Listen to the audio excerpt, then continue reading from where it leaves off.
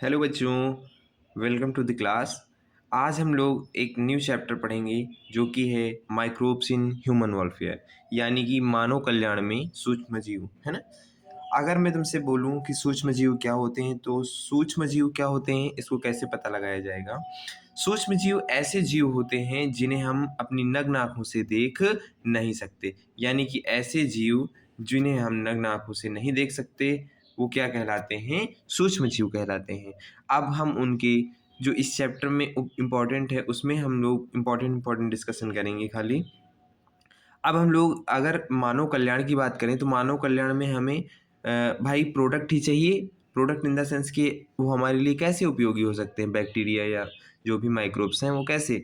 तो सबसे पहली जो हेडिंग पड़ेगी वो आपकी होगी दूध से दही के निर्माण में। किसमें बेटा? पहली हेडिंग आपकी क्या है? Microbes in human house hold product, है ना।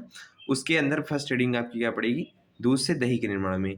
जब दूध से दही का निर्माण आप पढ़ेंगे तो उसमें क्या लिखा हुआ है कि ये लैक्टोबैसिलस बैक्टीरिया की वजह से होता है, जिसमें ये मेनली करता क्या है बेटा, ये एक जैसे आपके दूध के अंदर लैक्टोबैसिलस जाएगा वैसे ही क्या करेगा, दूध को फाड़ देगा। फाड़ने का इन द सेंस का मतलब है दूध में जो केसिन प्रोटीन होता है उसका पाचन कर देगा। क्या कर देगा? पाचन कर देगा।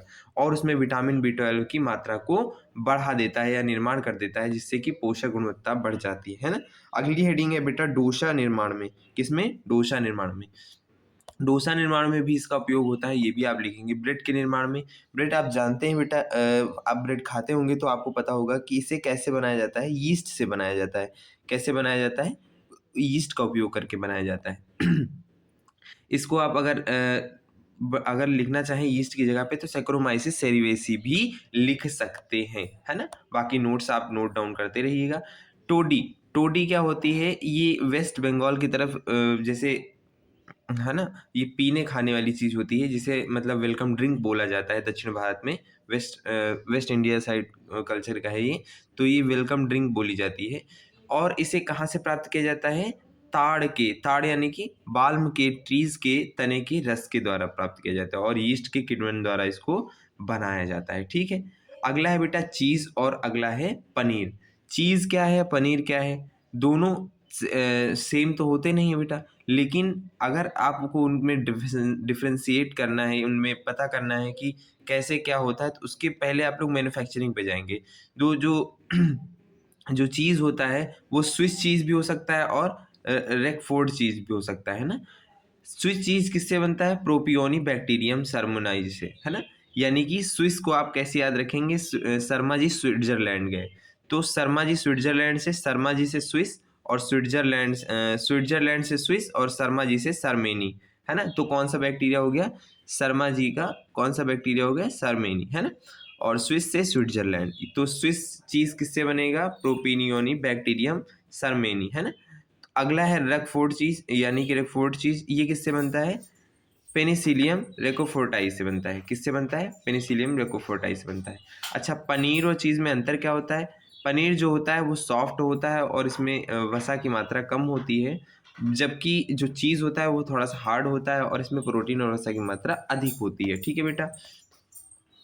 अच्छा, आगे हम लोग जैसे जैसे बढ़ते जाएंगे देखेंगे कि एल्कोहल का निर्माण क्या है। हेडिंग एल्कोहल का निर्माण। एल्कोहल यानी कि C2H5OH या एथिल एल्कोहल, मेथिल एल्कोहल, कुछ भी हो सकता है बेटा। तो बैक्टीरिया का अगला प्रयोग इंडस्ट्री लेवल पे क्या होता है? इंडस्ट्री यानी कि इंडस्ट्रियों में हम लोग कैसे इसको यूज़ कर सकते हैं। स्टार्च से माल्टोज बनाते हैं और माल्टोज से फिर पायरुविक अम्ल बनाते हैं। पायरुविक अम्ल से फिर क्या बना लेते हैं? एल्कोहल बना लेते हैं। क्या बना लेते हैं? एल्कोहल बना लेते हैं। स्टार्च होता क्या है बेटा? स्टार्च मंड होता है। मंड इन द सेंस कि जो ऐसी ऐसी अवस्था जिसमें मतलब इसको पॉलीसुक्रोज भी कहते हैं, मतलब इसमें कई तरह के सुक्रोज यानी कि माल्टोज, इसी के अंदर 2 मोल ऑफ ग्लूकोज। तो जब अगर मोनोएल्डोज, जैसे मैंने आपको पढ़ाया था कि अगर सुक्रोज है तो मतलब मोनोसुक्रोज, डाईसुक्रोज, पेंटासुक्रोज, हेक्सा सुक्रोज या हेक्सा ग्लूकोज, ये सब किसके? शुगर के टाइप में। किसके टाइप में बेटा? शुगर के टाइप, है ना। तो स्टार्च में जब एमाइलेज बैक्टीरिया जाता है तो ये किसका निर्माण कर देता है, माल्टोज का निर्माण करता है, जिसका मॉलिक्यूलर फार्मूला होता है C12H22O11 है। उसके बाद ये ग्लूकोज का निर्माण करता है, जो कि इसको माल्टेज नामक एंजाइम की उपस्थिति में हम लोग जब इसको रिएक्ट कराते हैं तो क्या बना लेता है, ग्लूकोज बना लेता है। ग्लूकोज को फिर जब हम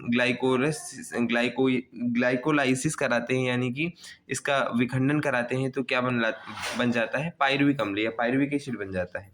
पायरुविक एसिड में जब हम पायरुविक डिकार्बोक्सिलेज डालते हैं तो हमारे पास क्या बन जाता है, एल्डिहाइड बन जाता है। क्या बन जाता है, एल्डिहाइड। और एल्डिहाइड के बाद क्या बनता है हमारे पास, एल्कोहल। क्या बनता है, एल्कोहल। क्या बनता है बेटा, एल्कोहल बन जाता है। ठीक है, समझ गए। उसके बाद जो हमारे पास शर्करा यानी कि जो हमारे पास शुगर होती है, उसमें हम लोग अगर यीस्ट जाइमेज एंजाइम डालें तो भी हमारे पास एथेनॉल की प्राप्ति हो जाती है। यीस्ट दो तरह के होते हैं, एक होता है ब्रेकर्स यीस्ट, एक होता है ब्रूअर्स यीस्ट, है ना। ब्रेकर्स यीस्ट ब्रेकरी के बिट के निर्माण में, और ब्रूअर्स ब्रूइंग वाला शराब के निर्माण में होता है। ठीक है।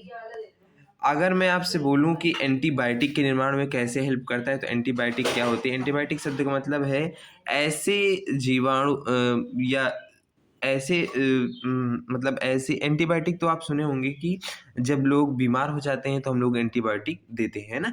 तो एंटीबायोटिक को आप कैसे डिफाइन कर सकते हैं, ऐसे पदार्थ या ऐसे रासायनिक पदार्थ जो कि क्या होते हैं, सूक्ष्म जीवों की वृद्धि को रोक देते हैं या उनको मार देते हैं। यानी कि कोई सूक्ष्म जीव आपके शरीर में वो पनप रहा था, इसको जाके इसने क्या किया, मार दिया। इसको जाके इसने क्या किया, मार दिया। ठीक है। तो इस तरह की एक्टिविटी को कौन शो करता है, एंटीबायोटिक्स शो करते हैं।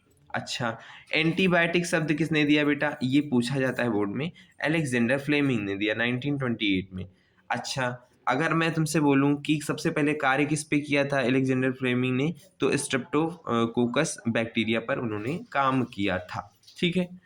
अच्छा, थोड़ा सा इसमें इंपॉर्टेंट एक चीज़ और है कि प्रथम कवक से प्राप्त एंटीबायोटिक कौन सी होती है, तो वो कौन सी होती है, पेनिसिलिन होती है। कौन सी होती है बेटा, पेनिसिलिन होती है।